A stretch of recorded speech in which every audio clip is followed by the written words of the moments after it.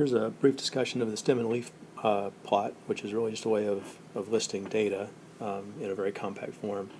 So the way stem and leaf works is that the stem, these are the numbers over here, are the first digit of our data value, and then each of the digits over here is the next digit of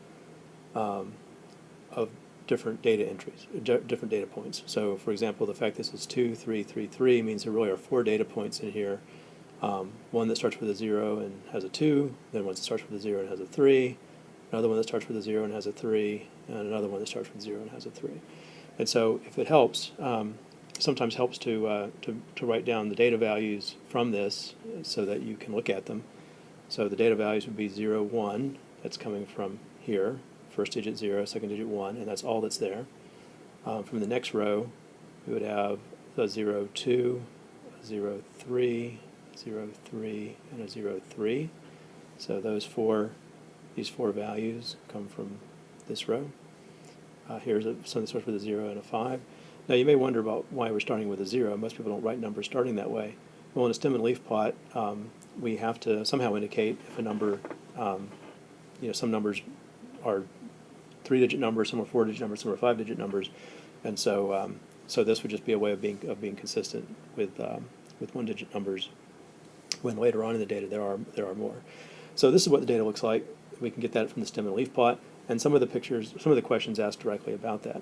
Now, one of the points they're trying to make here is that when you have a stem and leaf plot, there somewhere will be an indication of the leaf unit, and what that means is that's how many of these things there are. So these are all measuring thousands. So 1,000, 1,000, 1,000. So this is the data. So the data is 1,000, 2,000, 3,000, 3,000, 3,000, 5,000, and so on. And so when we get up to here, we get up to this part, we have a number that starts with a 1, and then so first digit 1, second digit 4, first digit 1, second digit 5, first digit 1, second digit 5. Those are the 3 data values that are reflected by the last row.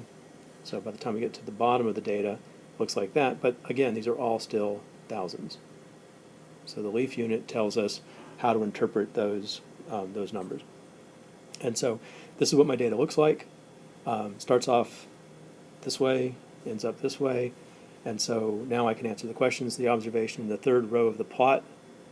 Third row of the plot is this one. So it's just that guy by itself. That was this guy. So that is 5,000 milligrams.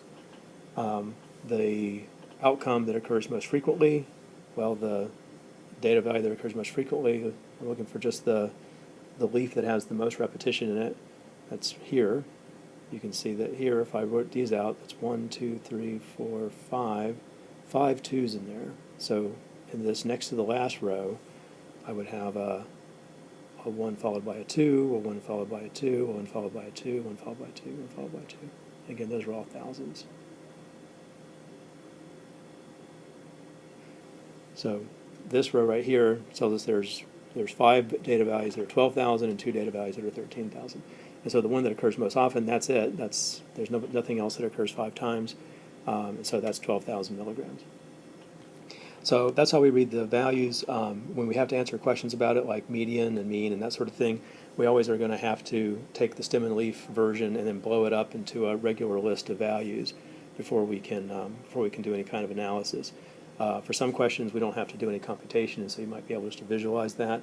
But it's not a bad thing just to write it down with some dots. But all the stem and leaf plot is doing is giving us a compressed description of the data, and it takes a little practice getting used to reading it.